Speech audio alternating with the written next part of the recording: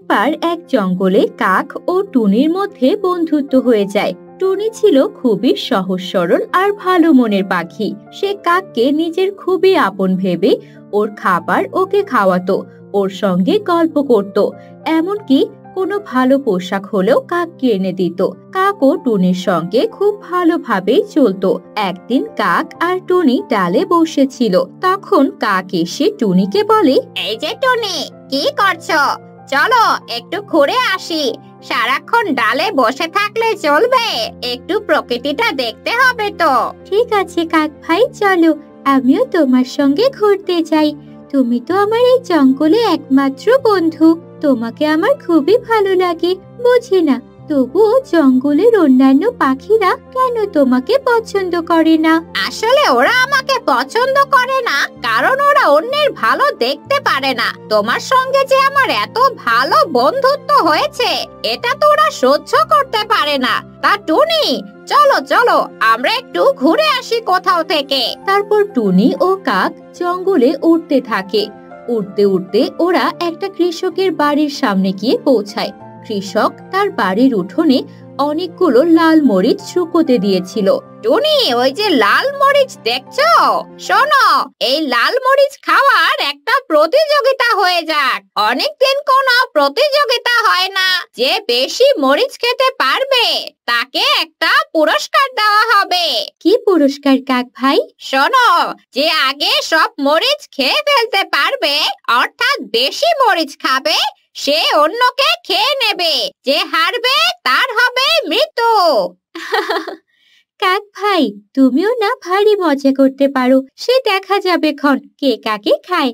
চলো এখন আমরা প্রতিযোগিতা শুরু করি। টুনি ভেবেছিল কাক হয়তো ওর সঙ্গে মজা করছে, তাই ও সরল মনে কাকের কথা বিশ্বাস করে প্রতিযোগিতা শুরু করে। টুনি সহজ সরল আর ইমানদার ছিল, তাই ও ইমানদারির সাথেই একটা একটা করে মরিচ খাচ্ছিল। কিন্তু কাকের মনে ছিল শয়তানি বুদ্ধি। ও একটা করে মরিচ খাচ্ছিল আর বাকি মরিচ সেই উঠোনে রাখা চাটাইয়ের নিচে লুকিয়ে রাখছিল। এভাবে অল্প কয়েকক্ষণের মধ্যেই কাকের খাওয়া সব মরিচ শেষ হয়ে যায়।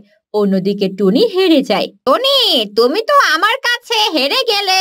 এখন তো নিয়ম অনুযায়ী আমি তোমাকে খেয়ে নেব। কি বলছো কাক ভাই? তুমি সত্যি সত্যি আমাকে খেতে চাও? আমি তো তোমাকে আমার বন্ধু ভেবেছিলাম, আর তুমি কি না আমাকে খেতে চাও? টুনি, তুমি আমাকে ভুল বুঝছো। এটাই তো প্রতিযোগিতার নিয়ম। তুমি হেরে গেছো, তাই তো আমি তোমাকে খেয়ে নেব। ঠিক আছে কাক ভাই, আমাকে যদি খেতেই হয় তাহলে আগে তোমার মুখটা ধুয়ে আসো। আমি একটা পরিষ্কার পাখি, তাই আমি চাই তুমি পরিষ্কার হয়েই আমাকে খাও। তখন কাক গেল নদীর ধারে, সেখান থেকে ঠোঁট ধোয়ার জন্য। কিন্তু নদী কাককে একটুও পানি দিতে চাইলো না।